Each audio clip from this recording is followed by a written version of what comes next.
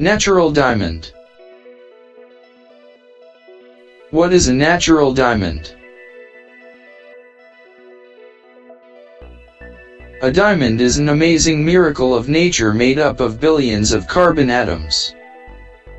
Diamonds have a unique cubic crystal lattice structure. Each carbon atom in a diamond is strongly bonded to 4 others, making them the hardest known natural substance.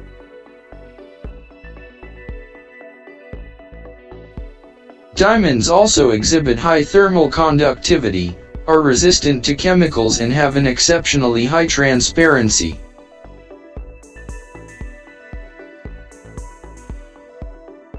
That's why diamond is a special jewelry that is sought after by people. Natural diamonds are even more precious. It's not just a piece of jewelry, it's an asset. Each natural diamond is worth a fortune, making anyone want to own it. So why is it so precious and valuable? First of all, because of its extremely arduous formation process. 1. Natural diamond formation. Natural diamonds are formed in an extremely hard environment condition, at a depth of 100 miles below the Earth's surface. Under conditions of pressure of 5 gigapascals and temperatures of 1200 degrees. 5 GPC is equivalent to 4.41 to 5.58 million tons. To make it easier to understand, we will take the following example.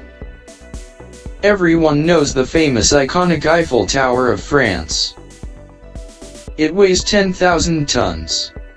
Thus, 5 GPC will be equivalent to the pressure of nearly 600 Eiffel Towers. Wow! Most of diamond was formed from 3.5 million years ago deeply below the Earth's surface and gradually brought to the surface of the Earth through volcanic eruptions. 2. Natural diamond mining. There are 2 ways for diamond mine human is applying for.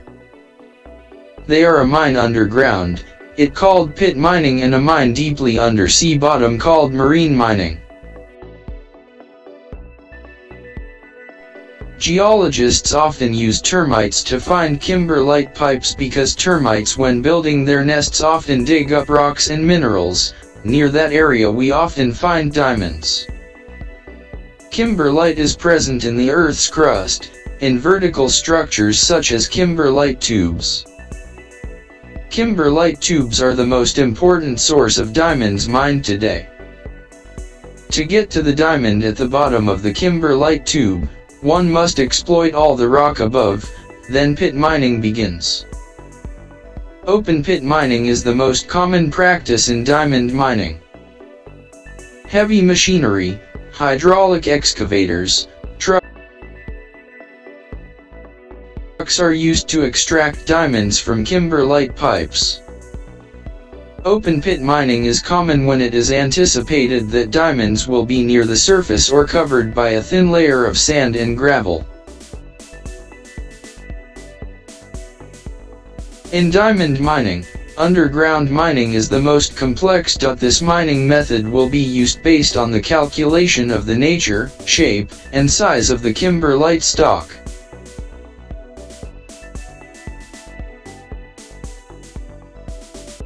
Diamonds can also be mined from the seabed using marine mining methods. The most successful enterprise in profiting from the seabed today is probably De Beers, which accounts for 40% of the world diamond market. As one of the pioneers in the shift from land-based mining to deep ocean mining, De Beers was also the first to develop a suitable technology for mining itself. Collecting diamond ore at a depth of 150 m below the water surface. 3. What future for natural diamonds? Undeniably, diamond mining over the years has brought huge profits to the diamond mining giants. It also provides a quite big income and changes for the poor countries of South Africa where diamond mines are being exploited.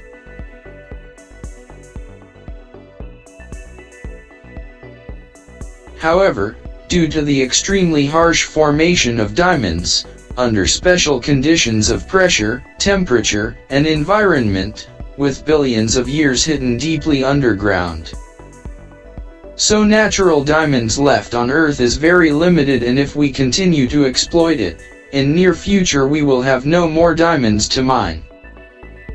In addition, accessing and exploiting it is also extremely difficult and has a significant negative impact on the natural environment.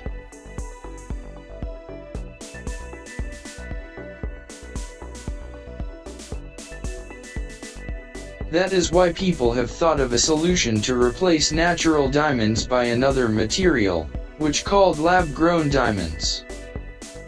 So how are lab-grown diamonds produced? Is it any different from natural diamonds?